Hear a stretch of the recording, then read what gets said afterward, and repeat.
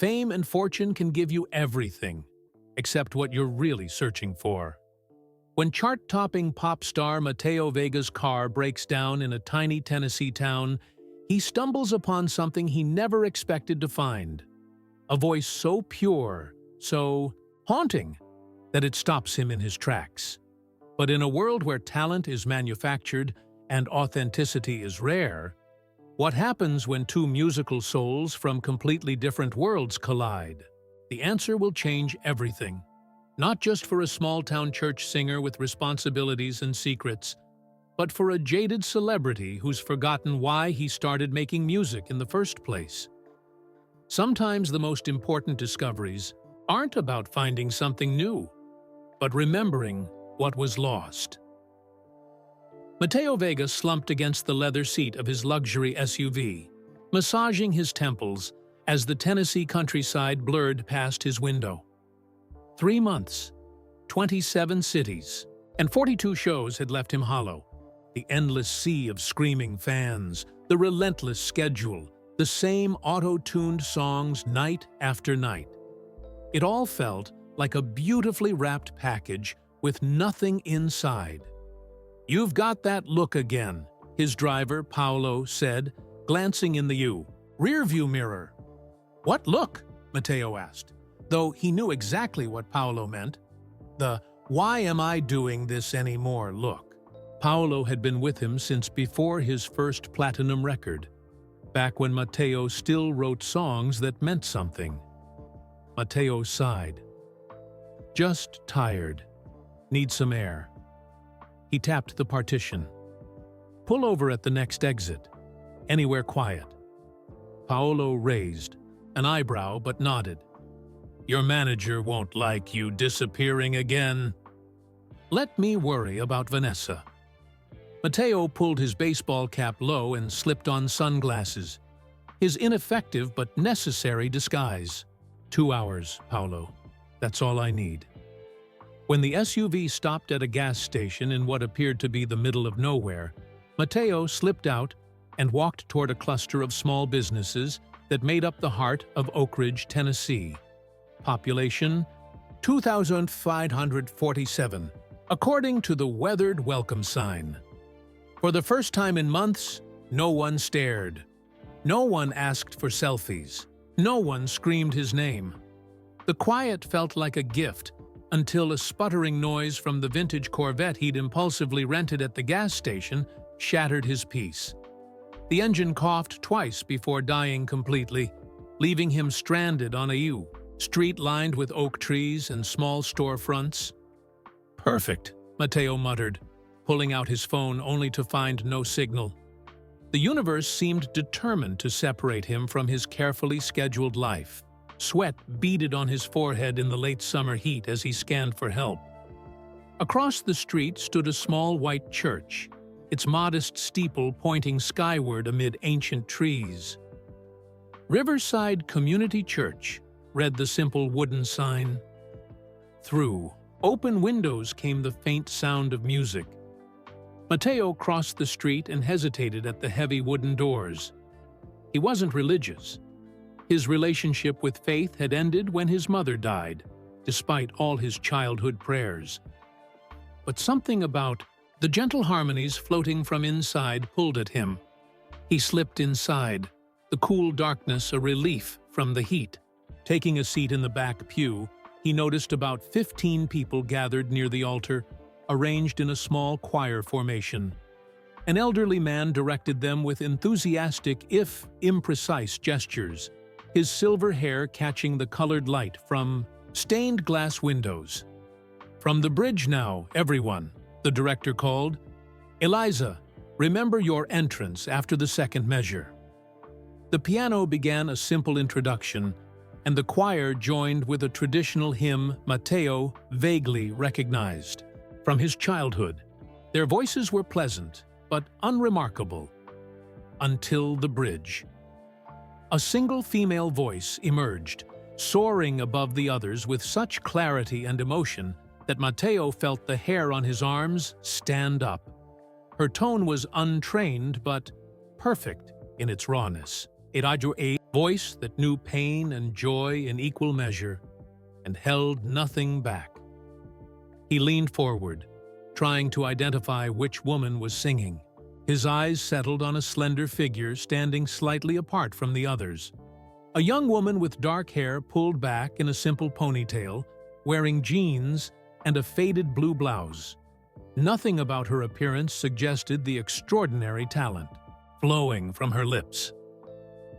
For the first time in years, Matteo felt tears prick his eyes. This anonymous woman in a forgotten town sang with everything he had lost: authenticity, passion, and that indefinable quality that connected straight to the heart without technical perfection. The director stopped them. "Beautiful, Eliza. Everyone else, you need to support her more gently on the harmony. Let's take it again from the same spot." As they repeated the section, Matteo closed his eyes. 20 million album sales, 5 world tours, and 3 Grammy Awards. Yet he'd trade it all to make someone feel the way this church singer's voice made him feel. In this moment of perfect clarity, the elaborate construction of his career felt like a hollow shell around the young songwriter he'd once been, before producers and image consultants had packaged him for mass consumption.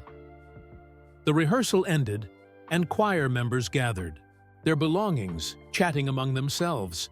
The woman called Eliza stayed behind, speaking quietly with the elderly director, who patted her shoulder with grandfatherly affection. Matteo remained frozen in his pew, overwhelmed by an idea so powerful it frightened him.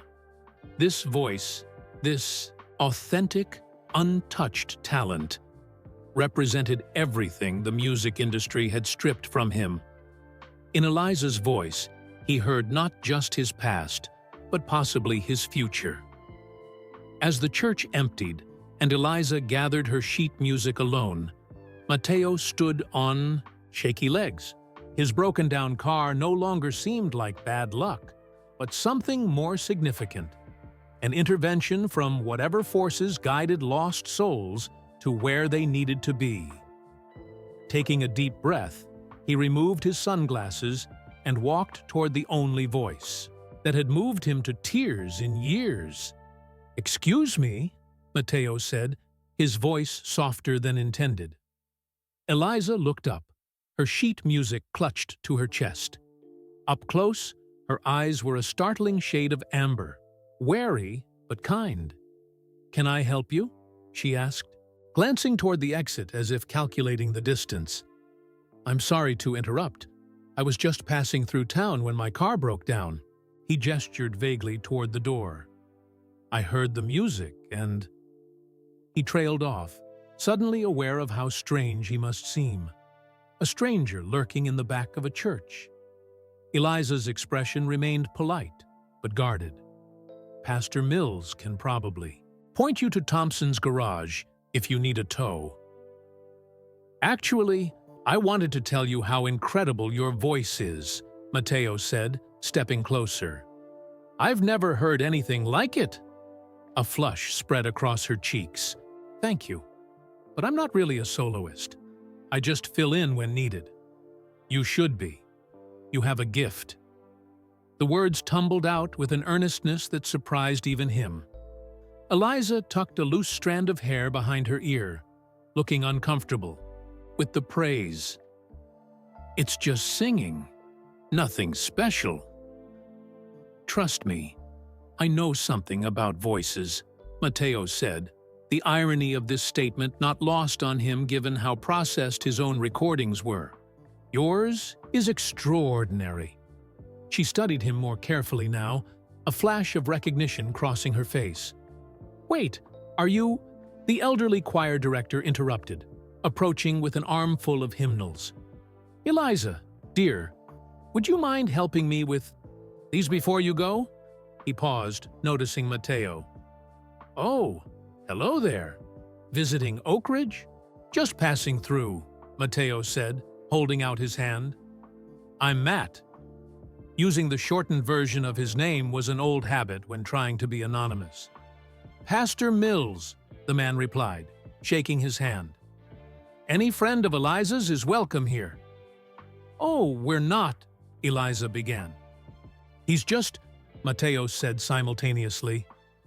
The church door swung open, and a teenage boy burst in, eyes wide with excitement. Eliza! There's a fancy car broken down outside, and people are saying Mateo Vega is in town. Can you believe it? The key. Pastor's eyebrows shot up. Mateo Vega? That pop singer? Eliza's eyes narrowed as she looked at Mateo more carefully. Recognition dawning. It's you, isn't it? Before he could answer, the teenager noticed him and froze. Wow, it's actually you. He fumbled for his phone. Can I get a picture? Nobody's gonna believe this. Mateo winced as the familiar weight of his celebrity identity crashed back onto his shoulders. I'd rather not, if that's okay. I'm just trying to get my car fixed. But the teenager was already typing frantically on his phone.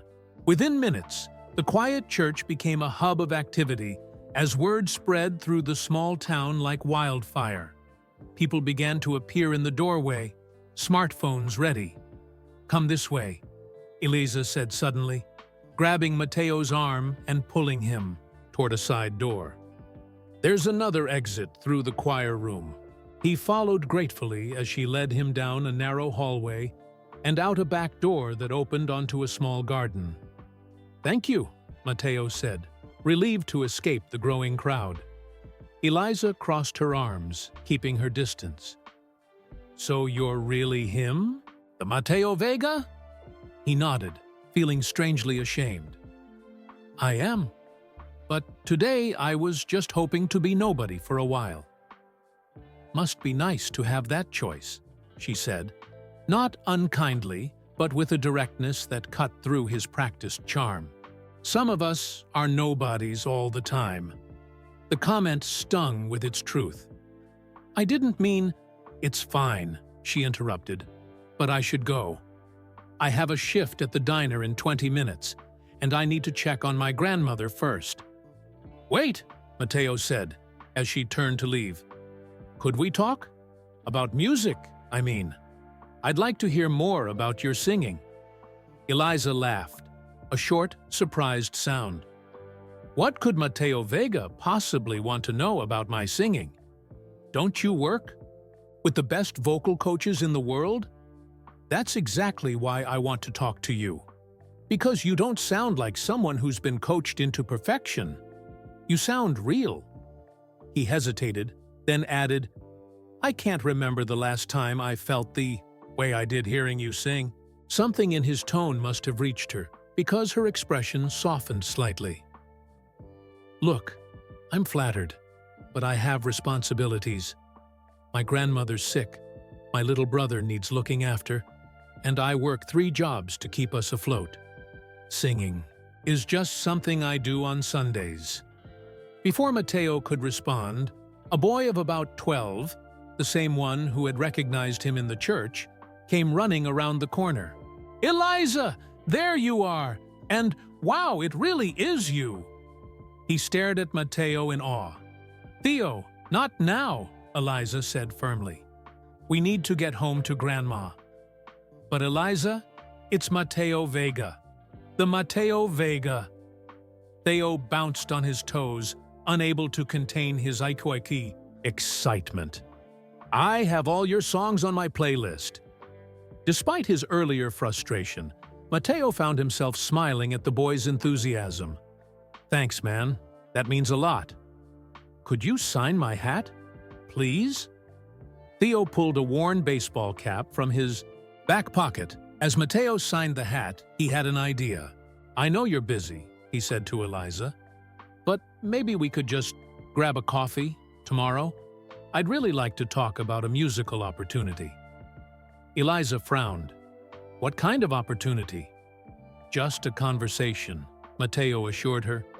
No strings attached. She hesitated, clearly torn. Please, Eliza, Theo begged. It's Mateo Vega. Fine, she relented after a moment.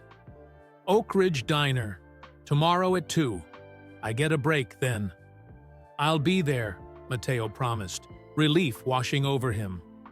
As Eliza and Theo walked away, Mateo pulled out his phone, which finally had signal. He speed-dialed his producer. Dominic? It's me. Listen, I need you to clear my schedule for the next few days. He watched Eliza's retreating figure, something like hope stirring in his chest for the first time in years. I think I've found it. The voice that will change everything. Found what? Dominic's voice crackled through the phone. Mateo, you're supposed to be resting for 3 days, then flying to Atlanta. The label is already freaking out about the Seattle cancellation. Trust me on this, Mateo insisted, pacing the church garden.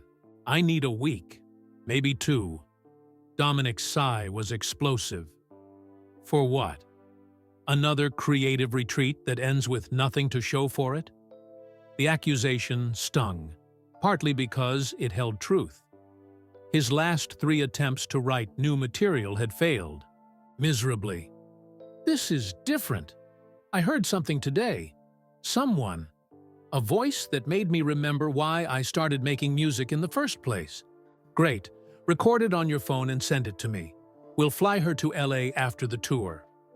No, this has to happen here, in her environment. It's hard to explain. A long pause followed. Mateo, are you having another episode? Do I need to call Dr. Weissman? I'm not having a breakdown, Mateo snapped. I'm having a breakthrough. There's a difference. Fine. 3 days. That's all I can give you before Vanessa comes hunting for you herself. The line went dead. Mateo tucked his phone away, unsurprised by his producer's reaction. From Dominic's perspective, every detour was a liability. Time away from touring meant money lost. Creative impulses were only valuable if they resulted in radio-friendly hits. But this felt different. Eliza's voice had awakened something in him, a reminder of what music could be when stripped of production tricks and marketing strategies. With renewed purpose, Mateo headed back to his stranded Corvette. A small crowd had gathered around it, and he braced himself for the inevitable commotion. The Oak Ridge Diner was exactly what its name promised, a small-town eatery with vinyl booths, formica tables, and the perpetual smell of coffee and fried potatoes. Mateo arrived 15 minutes early, choosing a booth in the corner with his back to the wall, cap pulled low.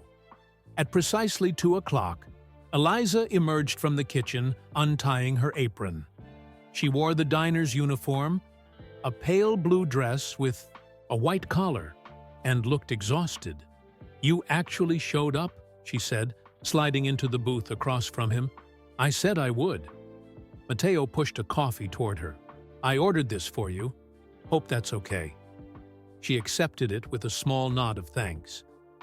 So, what's this musical opportunity that was so important? Mateo leaned forward, choosing his words carefully. I want to record a duet with you for my next album. Eliza nearly choked on her coffee. Excuse me? Your voice has this quality, this authenticity that's missing from so much music today, including mine. The admission cost him something, but it felt necessary. I want to capture that in a collaboration. You're joking, right? Eliza set her cup down. I'm not a professional singer. That's exactly why I want to work with you. You haven't been processed and polished until all the humanity is gone. Flattering, she said dryly, but no thanks. Her blunt refusal caught him off guard. Can I ask why not? Eliza sighed, glancing at her watch. Look, Mr. Vega. Mateo, please. Mateo. I don't want to be in the music industry. Music it's private for me. Sacred, even. It's how I talk to God, how I remember my parents, how I stay sane when everything else is falling apart, She wrapped her hands around her coffee mug as if drawing warmth from it. I'm not interested in fame. Something in her words resonated deeply. Neither am I. Not anymore. She looked up, studying his face. Then why are you here? In this town, in this diner, talking to me? It was a fair question. Because I miss making music that matters, he replied honestly. Everything I do now feels empty, manufactured. When I heard you sing, it reminded me there's another way. For the first time, Eliza's expression softened with something like understanding. I get that, actually. But I still can't help. You? Why not? Just one song. Because I have responsibilities here. She gestured around the diner. This job, plus evening shifts at the grocery store, plus weekend work doing bookkeeping for local businesses. My grandmother needs expensive medication. Theo needs new clothes for school. We're barely keeping our house.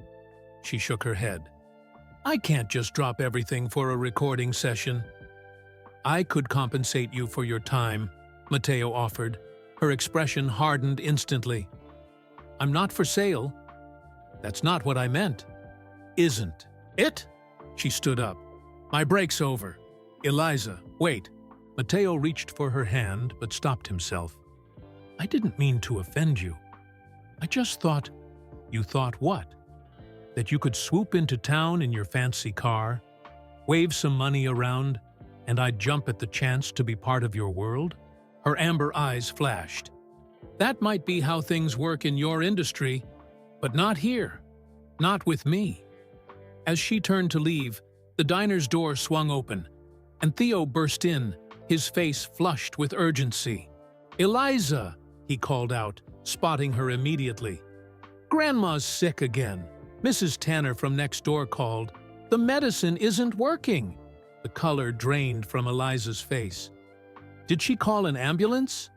No, she said. Grandma refused. Said we couldn't afford another hospital bill. Eliza turned to her manager, a harried-looking woman behind the counter. Janice, I need to... Go, Janice said immediately. Family first. We'll manage.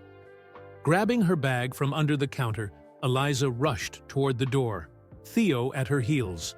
Mateo found himself following them outside. Let me drive you, he offered, pointing to the rental car he'd acquired after the Corvette went to the shop. Eliza hesitated only briefly before nodding. Thank you. The drive to their small house at the edge of town took less than 5 minutes. It was a modest wooden structure, its paint peeling but the yard neatly maintained. A neighbor stood anxiously on the porch. She's resting now, the older woman said as they approached. But her breathing didn't sound right. Eliza disappeared inside while Theo lingered on the porch, his earlier excitement about meeting Mateo replaced by worry. Is your grandma sick often? Mateo asked gently. Theo nodded. She has bad lungs. The medicine helps, but it costs a lot. Eliza works all the time to pay for it. Mateo's phone buzzed with an incoming call from Vanessa, his manager. Ignoring it, he sat beside Theo on the porch steps.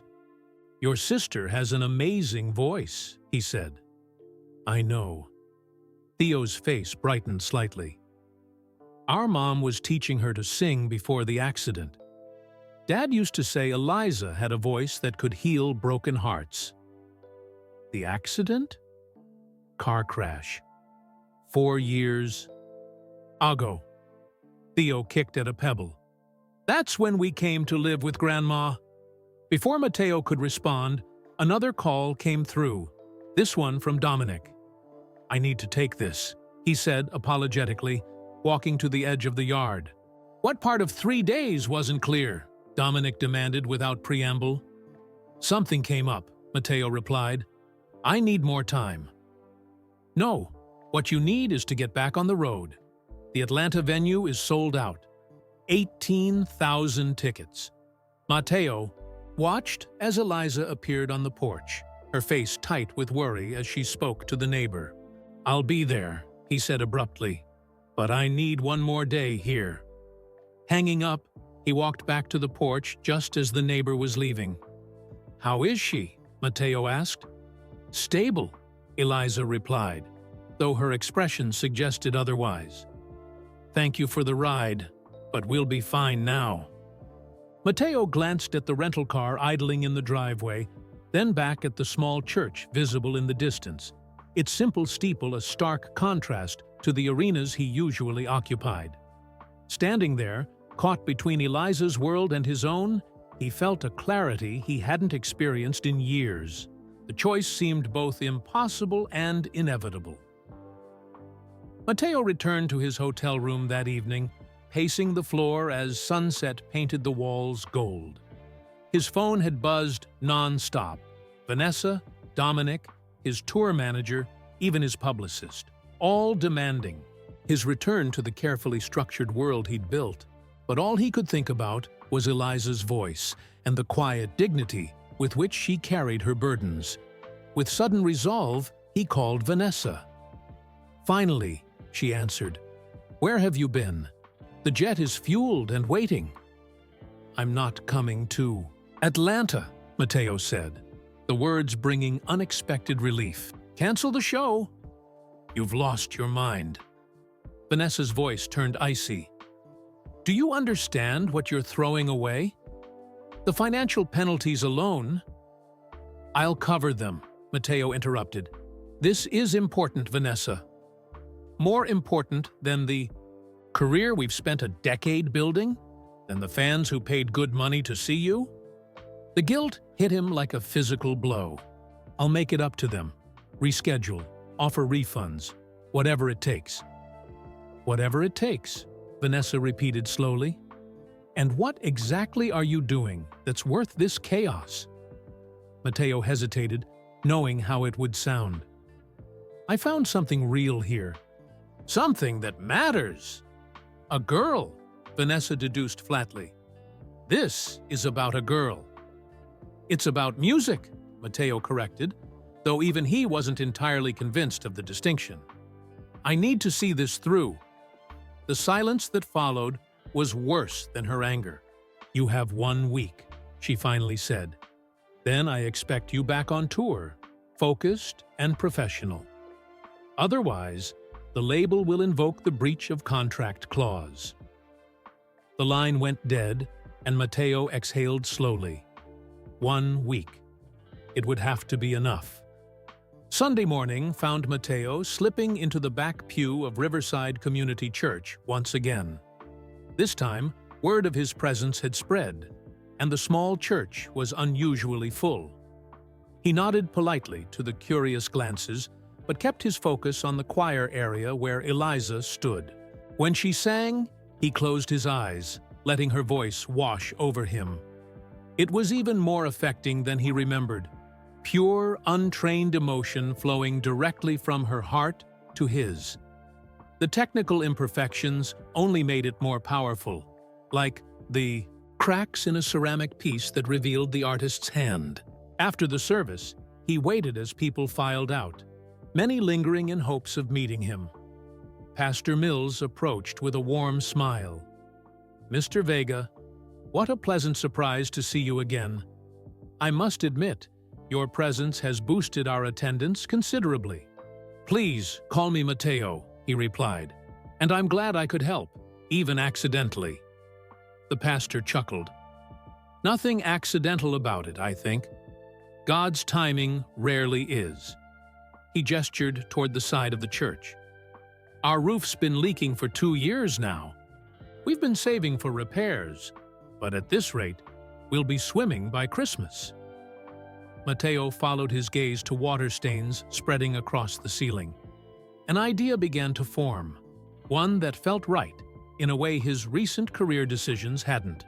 "Pastor, I'd like to propose something," Mateo said. "What if I helped organize a benefit concert? Here, for the church. All proceeds would go toward the roof repairs." The pastor's eyes widened. "That's an extraordinarily generous offer, but," Surely your time is too valuable.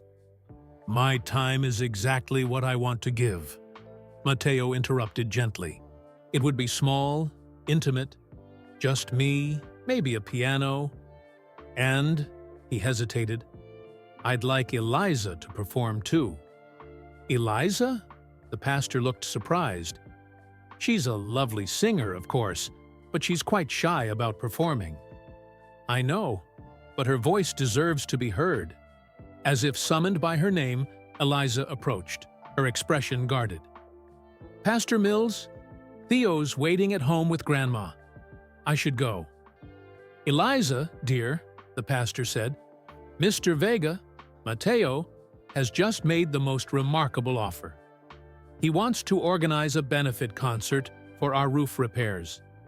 That's very generous, she said carefully, her eyes meeting Matteo's with skepticism. With you as a featured performer, Pastor Mills added. Eliza's face paled. Me? No, I couldn't. Just one song, Matteo said quickly. Your choice. Why? The directness of her question caught him off guard. Because this community matters to you, he replied. And your voice. It should be shared, Eliza, even if just with your neighbors. She studied him, as if trying to uncover hidden motives.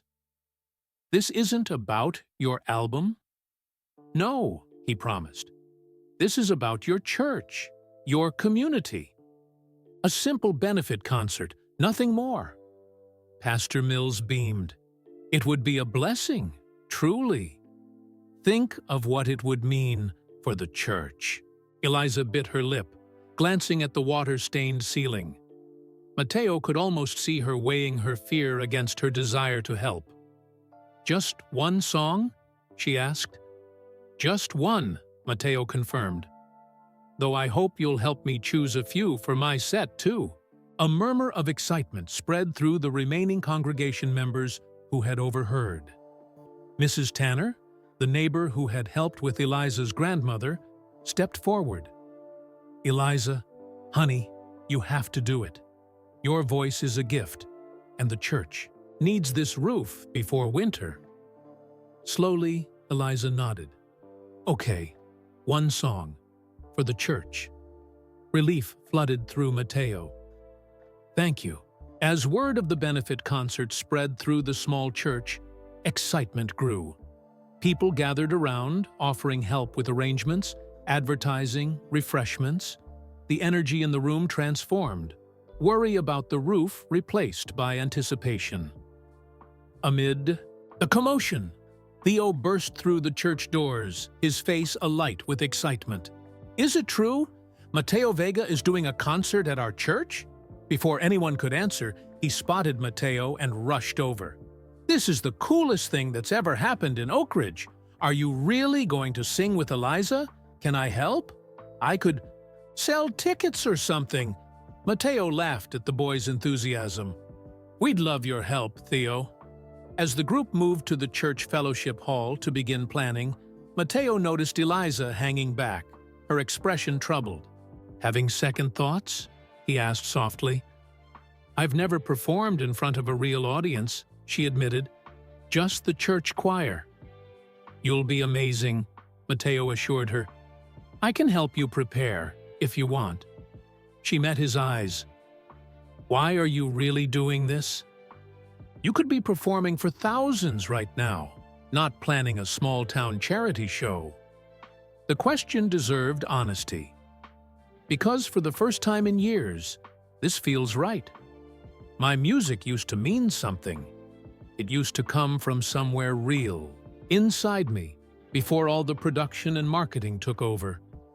To his surprise, Eliza touched his arm gently. I think I understand that. When my parents died, music was the only thing that made sense. The only way I could express what I was feeling. Their shared moment was interrupted as Pastor Mills called everyone to order in the fellowship hall. For the next hour, plans took shape. The concert would be held in 2 weeks. Tickets priced modestly, but with options for additional donations. Later, as the meeting broke up, Matteo found himself alone in the sanctuary. He sat at the old upright piano near the altar, his fingers finding familiar chords. Without thinking, he began to play a ballad he'd written years ago but never recorded.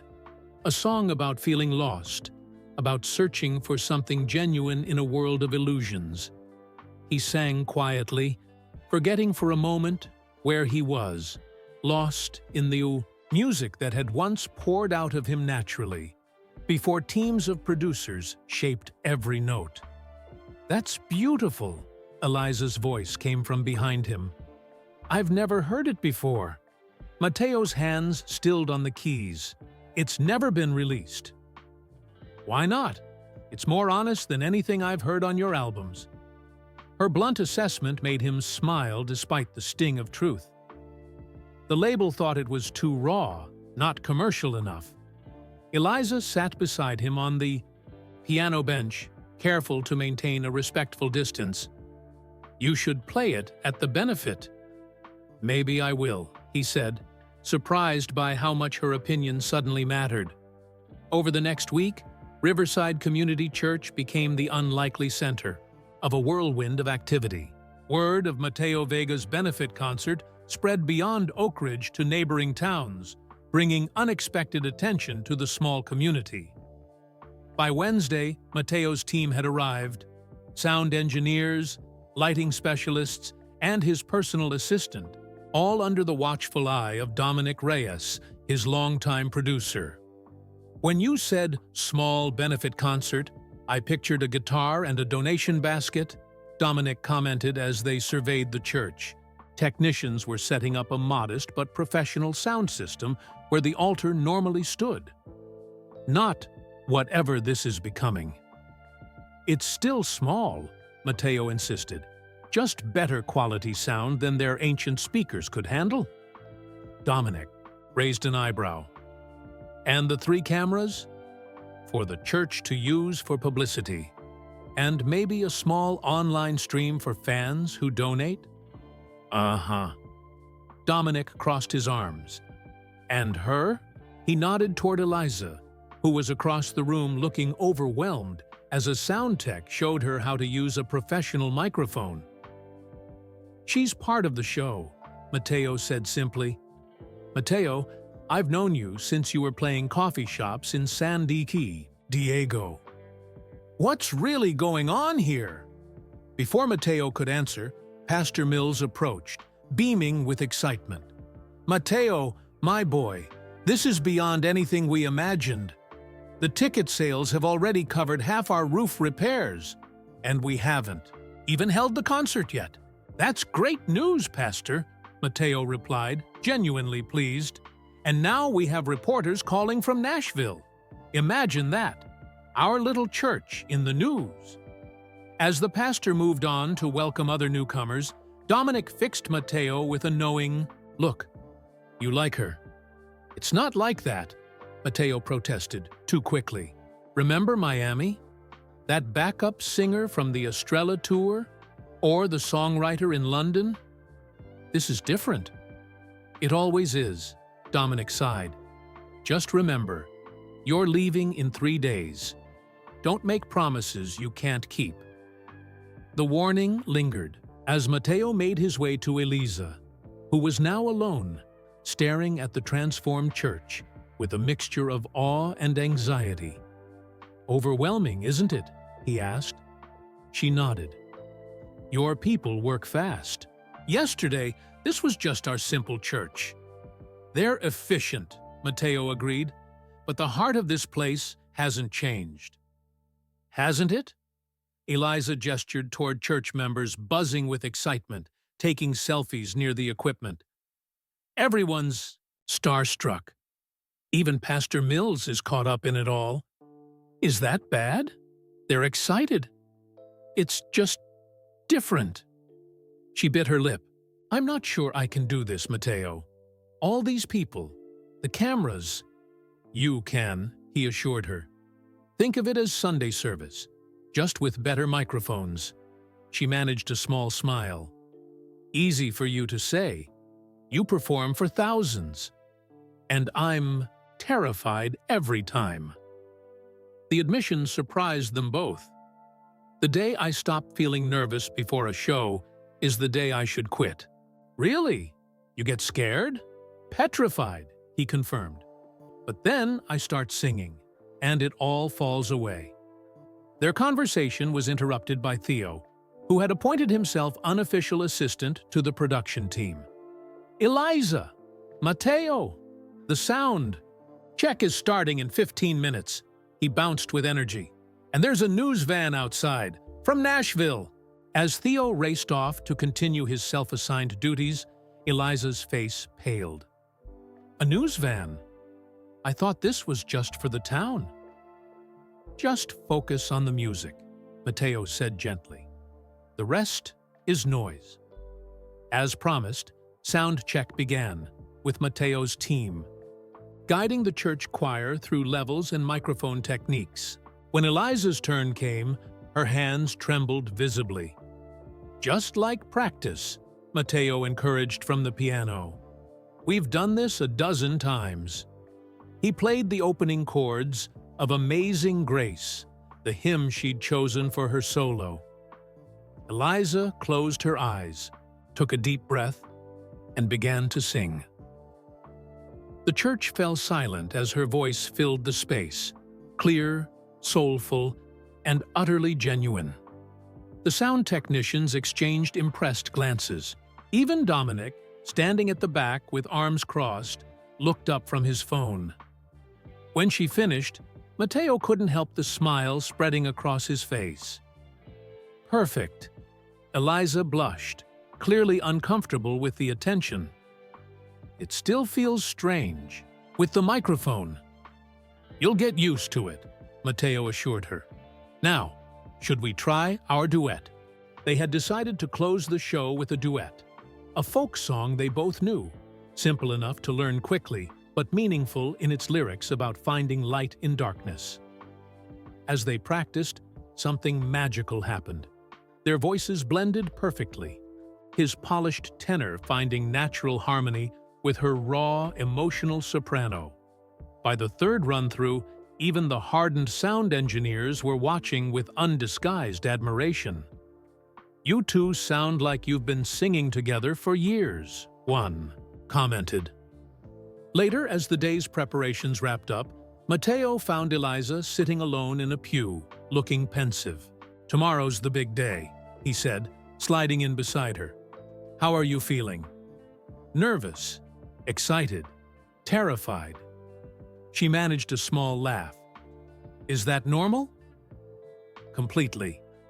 He hesitated, then added, "I want to thank you, Eliza." "For what?" "You're the one helping the church, for reminding me what music is supposed to feel like." He gestured toward the piano. "That song you heard me playing the other day? I wrote it after my first big tour, when everything started feeling manufactured. I'd forgotten what it was like to just play, to create something honest." Eliza studied him thoughtfully. "Why didn't you ever push back? Against the producers, who wanted to change your sound?" It was a question that had haunted him for years. Fear, I guess. Fear of failing, of losing everything I'd worked for. It's easier to follow the formula. Even if it makes you miserable? Even then, he admitted.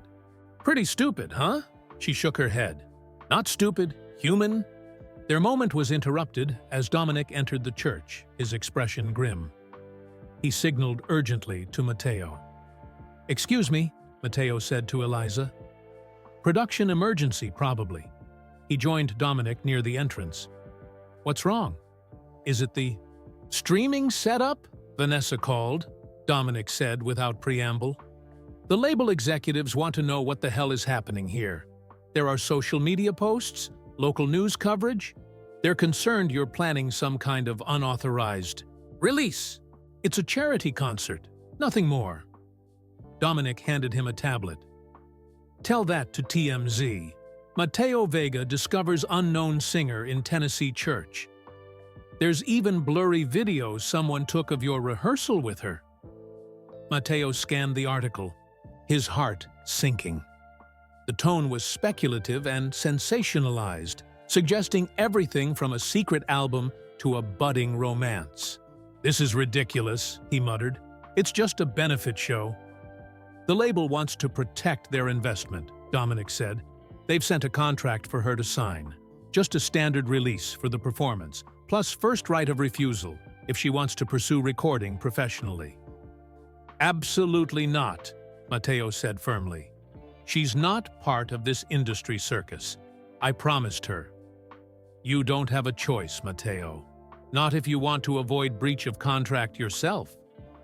Before Mateo could respond, he noticed Eliza standing nearby, her expression making it clear she'd overheard enough. "A contract?" she asked, her voice steady despite the hurt in her eyes. "So that's what this was all about. Finding the next big thing to help your career." "Eliza, no," but she was already walking away, pushing through the church doors into the evening air. Mateo moved to follow, but Dominic caught his arm. "Let her go," he advised. "She needs time to process." "You don't understand," Mateo insisted. "This isn't what she thinks." "What is it then?" Dominic challenged. "What's really happening here, Mateo?" It was a question Mateo wasn't sure he could answer. Not honestly. Not yet. All he knew was that somewhere between hearing Eliza's voice that first day and now, his priorities had shifted in ways he was still struggling to understand. The next morning, Mateo found himself standing on Eliza's porch, shifting nervously from foot to foot. After a sleepless night, he'd realized he couldn't let the misunderstanding fester, not with the benefit concert only a day away. Theo answered his knock, excitement quickly turning to confusion. "Mateo?" Eliza said she's not going to the rehearsal today. "That's why I'm here," Mateo said. "I need to explain something." "She's really upset," Theo warned. "She was crying last night." The boy's words hit Mateo like a physical blow. "Please, Theo. 5 minutes." Reluctantly, Theo opened the door wider. "She's in the backyard." Mateo followed the narrow hallway through the modest house, noting the family photos that lined the walls, Eliza and Theo as children with smiling parents. More recent pictures with their grandmother. The trappings of a real life, not the carefully curated existence he'd grown accustomed to. He found Eliza sitting on an old wooden swing hanging from a massive oak tree, staring at nothing. She looked up as he approached, her expression hardening. "What do you want?" "To explain," Mateo said, stopping a respectful distance away. "What you heard yesterday. It's not what you think." "Really?" Eliza stood, arms crossed protectively. "Because it sounded exactly like what I suspected from the beginning. You found a small-town girl with a decent voice and thought, 'Here's my next publicity stunt.'" "That's not true," Mateo insisted. "The contract wasn't my idea. I didn't even know about it until Dominic showed me." "But you knew the label would want something, didn't you?" Her amber eyes bore into him. "You're not naive, Mateo. You knew bringing your celebrity circus to Oak Ridge would have consequences." He couldn't deny it. "I should have been more careful. I'm sorry." "Sorry doesn't fix this." She gestured wildly. "There are reporters parked outside the church. Someone tried to interview Theo on his way home from school yesterday. This isn't what I wanted." "What can I do to make it right?" Mateo asked quietly. Eliza finally met his gaze. "Tell me the truth. Was this always your plan? Find some undiscovered talent to boost your fading career?" The accusation stung, partly because there was a grain of truth to it, at least at first.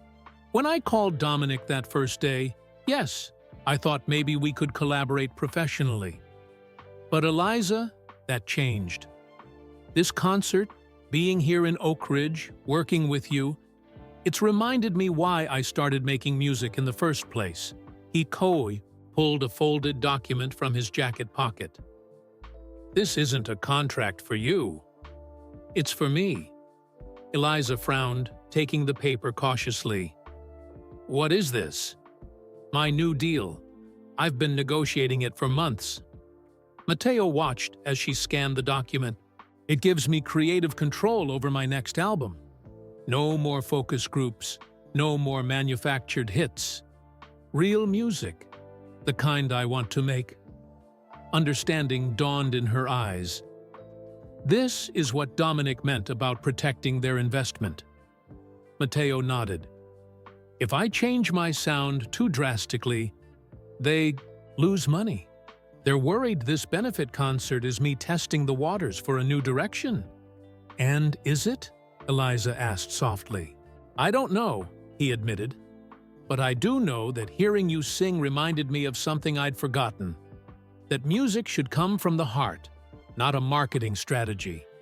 Eliza sank back onto the swing, the contract still in her hands. So there's no record deal waiting for me to sign? No plan to make me the next big discovery? None, Mateo promised. This concert is exactly what I said, a benefit for your church. Relief washed over her face, followed by confusion. Then why did Dominic have a contract? Standard legal precaution. Since we're recording the performance, they wanted to make sure there were no issues later. He moved closer, crouching to meet her eyes. But I would never have asked you to sign anything, Eliza. I promised this wasn't about the industry, and I meant it. She studied him for a long moment. I believe you. Those three simple words lifted a weight from Mateo's chest. Then you'll still perform tomorrow? I don't know, she sighed. This has all become so much bigger than I expected. The reporters, the attention. We can scale it back, Mateo offered immediately. Cancel the streaming. Send the camera crew. Home. And disappoint everyone? The concert's sold out. Eliza shook her head. The church needs this roof. I can't be selfish just because I'm uncomfortable. Mateo smiled at her selflessness. That's what makes you special, Eliza. You always put others first. A faint blush colored her cheeks. Not always. I jumped to conclusions about you. Assumed the worst. With good reason, Mateo acknowledged. My world isn't known for its honesty. They sat in companionable silence for a moment, the tension between them finally easing. From inside the house came the sound of Theo practicing guitar, a beginner's, halting rendition of one of Mateo's early hits. He idolizes you, Eliza said softly. Hasn't stopped talking about how you're going to make him famous too someday. Mateo laughed. He's got spirit. Too much sometimes. Her expression grew serious. This will all be over soon. You'll go back to your tour, your life. What happens to Theo then? To everyone here who's been caught up in this fantasy? It was a question Mateo had been avoiding. I don't know, he admitted. But this doesn't have to be goodbye forever. Before Eliza could respond, Theo burst into the backyard, waving his phone excitedly. Eliza! Mateo! You're on the news! He thrust the phone toward them, showing a local news broadcast. On screen, amateur footage showed Mateo and Eliza rehearsing their duet, their voices blending beautifully. They're calling you the voice that changed Mateo Vega, Theo reported enthusiastically. And there are like 1 million comments. Eliza's face paled as she scrolled through the video comments. A mix of excitement, curiosity, and the inevitable meanness of internet anonymity. Some speculated about their relationship. Others criticized her technique. And still others demanded to know who this nobody was singing with their idol. This is exactly what I was afraid of, she whispered. Mateo took the phone gently from her hands. It doesn't matter what they say. This concert is for Oak Ridge, not for them. But they'll all be watching now. Anxiety crept into her voice. What if I freeze? What if I'm not good enough? You are, Mateo assured her. More than good enough. Your voice moved me to tears that first day, remember? No training, no producer, no auto-tune, just you, singing from your heart. She looked unconvinced, but before she could respond, Theo's phone rang. He answered eagerly, then his expression fell. It's Pastor Mills, he said, handing the phone to Eliza. Something about reporters at the church. As Eliza spoke with the pastor, her frown deepened. When she hung up, she looked troubled. They're swarming the church, trying to interview everyone. An entertainment news crew from Nashville just arrived. I'll handle it, Mateo said decisively, standing up. This has gone too far. We'll come with you, Eliza decided, surprising him. This affects all of us now. When they arrived at the church, the scene was exactly as described. Several news vans parked outside, reporters approaching church members as they worked on preparations. Pastor Mills looked overwhelmed, attempting to answer questions while maintaining some semblance of order. Mateo stepped forward, immediately drawing the camera's attention. I have a brief statement, he announced, his public persona sliding into place automatically. Tomorrow's benefit concert is a private event for this community. While we appreciate the interest, we ask that you respect the church and its members by keeping a respectful distance. Is it true you've discovered a new singing sensation? One reporter called out. Are you and the church girl romantically involved? Asked another. Mateo felt Eliza tense beside him. Without thinking, he stepped, slightly in front of her, shielding her from the cameras. This concert is about helping Riverside Community Church repair their roof, he stated firmly. It's not about me or any discoveries.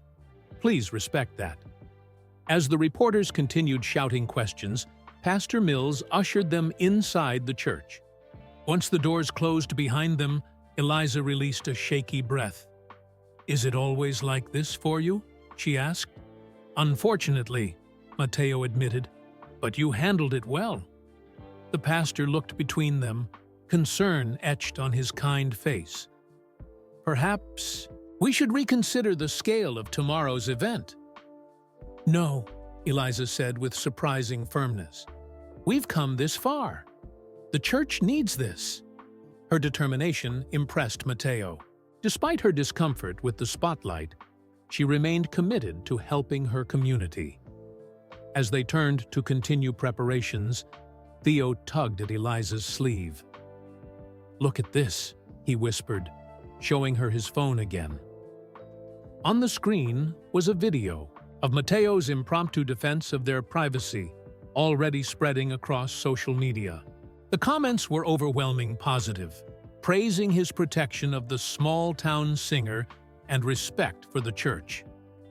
Eliza looked up at Mateo, a new understanding in her eyes. Maybe his intentions really were pure after all. The day of the ED benefit concert arrived with a nervous energy that hummed through Oak Ridge like electricity. The small church had been transformed. Professional lighting bathed the simple wooden beams in a warm glow, while the sound system Mateo's team had installed made the modest space feel like an intimate concert hall. By mid-afternoon, a line had formed outside despite the light drizzle.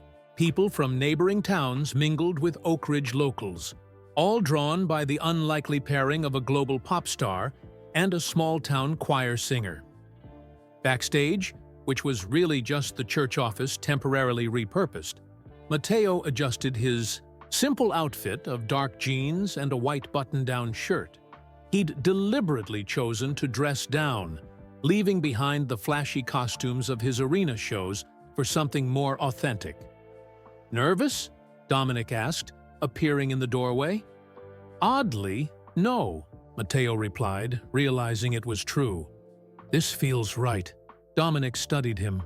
The label executives are watching the live stream tonight. They're curious about your new direction. Let them watch, Matteo said with a shrug. This isn't about them. You've changed, Dominic observed. 1 week in this town, and you're a different person. Before Matteo could respond, Pastor Mills knocked on the open door. 30 minutes until we open the doors, Matteo. But we seem to have a problem. What's wrong? Eliza isn't here, the pastor said, concern etched on his face. Theo arrived alone. He says she left home hours ago to clear her head. But no one's seen her since. A knot formed in Matteo's stomach. Did something happen? Theo mentioned she was especially nervous this morning, Pastor Mills explained. Said she barely touched her breakfast. Matteo grabbed his jacket. I'll find her. The show starts in an hour, Dominic reminded him. Then I have an hour, Matteo replied, already heading for the door. Outside, the drizzle had intensified to a steady rain. Matteo paused on the church steps, considering where Eliza might have gone. On impulse, he jogged across the street to where Theo was helping distribute programs under an awning. Theo! Where would Eliza go if she was upset or scared? The boy looked up, worry evident in his eyes. She sometimes goes to the cemetery, where Mom and Dad are. Can you give me directions? 5 minutes later, Matteo was driving through the rain toward the small cemetery on the outskirts of town. His windshield wipers fought against the downpour as his mind raced. What if she'd decided not to perform? What if the pressure had been too much? The cemetery was empty, except for a solitary figure sitting on a bench beneath a massive oak tree, shoulders hunched against the rain. Even from a distance, Matteo recognized Eliza. He parked and approached slowly, not wanting to startle her. She looked up as he neared, rain mingling with what might have been tears on her face. How did you find me? She asked. Theo, Matteo replied, sitting beside her. He held his jacket over both their heads, a meager shelter against the steady downpour. Everyone's worried. I can't do it, Eliza whispered. I thought I could, but I can't. What happened? She gestured toward the simple headstones in front of them. I came to talk to them. My parents. I always do before important decisions. Her voice broke slightly. My mom was the one who taught me to sing. She always said music was our family's way of speaking truth when words failed. Matteo remained silent, sensing she needed to continue. After they died, I stopped singing for almost a year, Eliza confessed. It hurt too much. Then one Sunday, the choir needed voices, and Pastor Mills asked me to fill in. She smiled faintly at the memory. It felt like breathing again after being underwater for so long. So why can't you sing tonight? Matteo asked gently. Because this isn't just church choir anymore. She met his eyes. There are journalists out there, cameras, your music executives watching online. What if I fail? What if I make a fool of myself? What if I ruin your reputation by being amateur and untrained? Is that what you're worried about? My reputation? Matteo couldn't help but laugh. Eliza, I don't care about that. You should, she insisted. This is your career. Maybe it's time for my career to change. The words surprised him as much as her. I've spent years chasing success at the cost of authenticity. Hearing you sing that first day reminded me of what music is supposed to be. Honest, raw, connected to something real. Rain continued to fall around them, but neither moved. The cemetery was silent except for the gentle patter of droplets on leaves. I'm terrified, Eliza admitted. So am I, Matteo confessed. every time I step on stage. But that's how I know. It matters. He reached for her hand, surprised when she didn't pull away. Sing for your parents tonight. Sing for your community. Forget everyone else who's watching. Eliza looked toward her parents' headstones, then back at Mateo. What if my voice shakes? Then it shakes, he said simply. Real emotion isn't perfect. Something shifted in her expression. A releasing of tension, a quiet resolve taking its place. Slowly, she nodded. Okay. As they drove back to the church, the rain began to ease, patches of evening sky appearing between clouds. They arrived to find a full parking lot and a nervous Theo pacing the entrance. Eliza, he cried when he spotted them. Where were you? The concert starts in 15 minutes and people are already seated. I'm here now, she assured him, squeezing his shoulder. Everything's okay. Backstage, chaos reigned as the choir arranged themselves. Sound technicians made final adjustments, and Pastor Mills attempted to organize everyone despite his obvious excitement. Thank goodness, he exclaimed when he saw Eliza. We were about to send out a search party. I'm sorry for worrying everyone, she said quietly. No need for apologies, my dear. We're just glad you're safe. The pastor checked his watch. Mateo, you're on in 5 minutes. As the pastor hurried away, Dominic approached with a stern expression. Cutting it close, Mateo. The live stream has already started, and we have over 10,000 viewers waiting. 10,000? Eliza paled. Don't think about the numbers, Mateo reminded her. Remember what we talked about. She nodded, taking a deep breath. For my parents. For the church. Mateo squeezed her hand one last time before following Dominic to the side of the stage. Through the doorway, he could see the church filled beyond capacity. People standing in the back and along the walls. The excited murmur of the crowd grew as Pastor Mills stepped up to the microphone. Ladies and gentlemen, thank you for your support of Riverside Community Church. We are blessed beyond measure by your generosity and presence here tonight. The pastor beamed. And now, without further ado, please welcome Mateo Vega. The crowd erupted in applause as Mateo stepped onto the stage, the spotlights momentarily blinding him. He smiled, raising a hand in greeting as he moved to the center. Thank you all for coming, he began, his voice carrying clearly through the church. A week ago, my car broke down in Oak Ridge. I thought it was bad luck. He paused, looking toward where Eliza waited in the wings. Now I know it was the best thing that could have happened.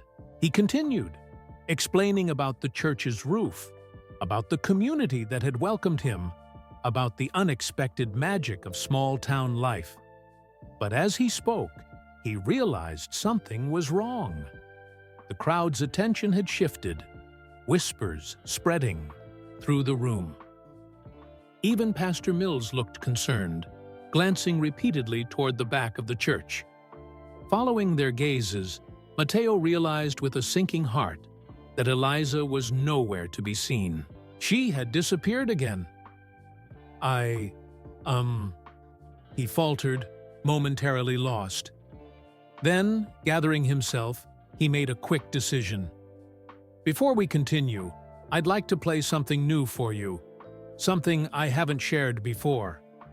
Moving to the piano, Mateo sat and positioned the microphone. His fingers found the keys, playing the opening notes of the ballad Eliza had discovered him playing days earlier, the one his label had rejected as unmarketable. As he sang about feeling lost, about seeking authenticity in a world of illusions, about finding one's true voice, Mateo poured everything he was feeling into each word. This wasn't the polished performance his fans expected, but something raw and unguarded. It was the most honest he'd been on stage in years. When the final note faded, the church was completely silent. Then, As if released from a spell, the audience erupted in applause more genuine than any arena roar he'd experienced. In that moment of connection, Mateo finally understood what he'd been searching for since his car broke down in Oak Ridge. Not a new sound or a career revival, but a return to the music that had once saved him, just as it had once saved Eliza. As the applause continued, he made his announcement. "Ladies and gentlemen, I have a confession to make. This will be my last performance for some time." A collective gasp rippled through the audience. Music should connect us, heal us, speak truths we can't express in ordinary words. Somewhere along the way, I lost sight of that. He looked out at the shocked faces.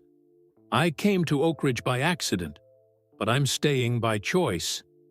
The audience erupted in confused murmurs.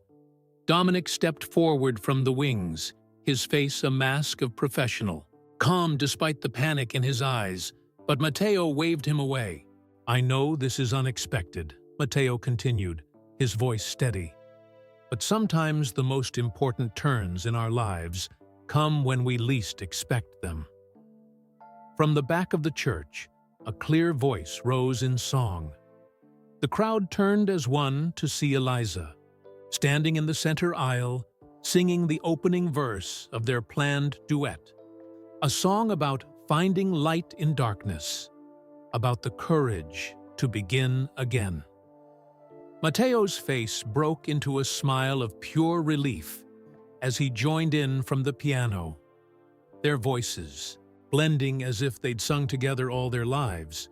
The audience sat mesmerized as Eliza walked slowly toward the front, her voice growing stronger with each step. By the time she reached the stage, the fear that had earlier consumed her seemed to have vanished. In its place was a serene confidence, as if she'd finally found her rightful place in the world. As the last note faded, the church erupted in thunderous applause. Tears glistened in Pastor Mills's eyes, and even Dominic stood slack-jawed in amazement. Mateo moved to the microphone. "Once more, I'd like to explain what I meant earlier. My announcement isn't about retirement." Eliza looked at him, confusion evident in her expression. "For too long, I've been performing music that doesn't reflect who I really am," Mateo explained. "I've decided to take a break from touring to rediscover my authentic voice. And I've found the perfect teacher." He turned to Eliza, whose eyes widened in understanding. "Eliza Winters doesn't need to become famous," Mateo said. "She doesn't need a record deal or arena tours, but I need to learn from her, to remember what music sounds like when it comes straight from the heart." A hush fell over the audience as the unexpected revelation sank in. This wasn't the story of a star discovering new talent. It was about a jaded performer seeking to reclaim his artistic soul. Eliza stepped forward, gently taking the microphone. "I think we've all misunderstood what's happening here," she said, her voice soft but clear. "Mateo didn't come to Oak Ridge to make me famous. He came by accident and found something he'd lost, the reason he started making music in the first place." She turned to him with a gentle smile. "And maybe I needed reminding, too, that music isn't just for church on Sundays. It's for healing, for connecting, for telling our stories." The concert continued with the church choir joining them for several songs. By the end, the standing room-only crowd seemed transformed, not just by the unexpected twist in the narrative, but by the genuine emotion that had filled the small sanctuary. 6 months later, the spring sun warmed the newly repaired roof of Riverside Community Church. The water stains inside had been painted over, and the donation fund had enough left over to update the ancient heating system.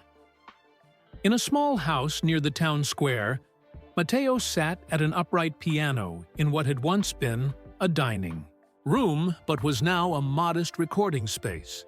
Simple but professional equipment filled one corner. a gift from Dominic, who had eventually come to understand, if not fully support, Matteo's decision. "That bridging melody still doesn't feel right," Eliza said, marking notes on a sheet of paper. She no longer hesitated to offer criticism, having grown comfortable in her unexpected role as collaborator. "Let's try it with a minor progression," Matteo suggested, adjusting his hands on the keys.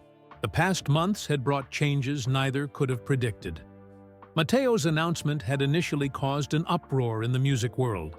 Headlines questioned his mental health, his management team threatened lawsuits, and fans expressed everything, from support to outrage. But gradually, as excerpts from the benefit concert circulated online, perception shifted. What had seemed like career suicide began to look like artistic integrity. His raw performance of the rejected ballad had resonated with listeners tired of overproduced pop music. His label, sensing an opportunity to reposition their artist, had reluctantly agreed to his sabbatical with the condition that he would eventually record again, but this time with complete creative control. For Eliza, the changes had been more personal. Theo's medical bills were paid in full, her grandmother's health had stabilized with better care, and she'd been able to reduce her work schedule to pursue music education at a nearby community college. Through it all, they had developed a creative partnership that defied easy categorization, neither fully professional nor simply friendship, but something that allowed both of their authentic voices to emerge. "Perfect," Eliza said as Matteo completed the revised bridge. "Now, it tells the story." A knock at the door interrupted them. Theo bounded in, having long since overcome his starstruck awe of Matteo. "Are you guys still working?" he groaned. "The Harvest Festival starts in an hour, and you promised to help me set up the sound system." "We're coming," Eliza assured him, "just finishing up." As they walked together toward the town square, where colorful booths and a small stage had been erected, several townspeople called out greetings. Matteo returned them with easy familiarity, no longer the celebrity outsider, but simply a neighbor who happened to play music. "Nervous about tonight?" he asked Eliza as they helped Theo. "Connect speakers," she shook her head. "Not anymore. It's just Oak Ridge." "Just Oak Ridge," Matteo repeated with a smile, watching as children ran between booths and old friends greeted each other with hugs.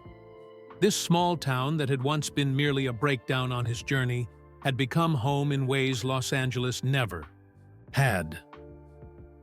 Later, as twilight settled over the festival, Matteo and Eliza took the simple wooden stage.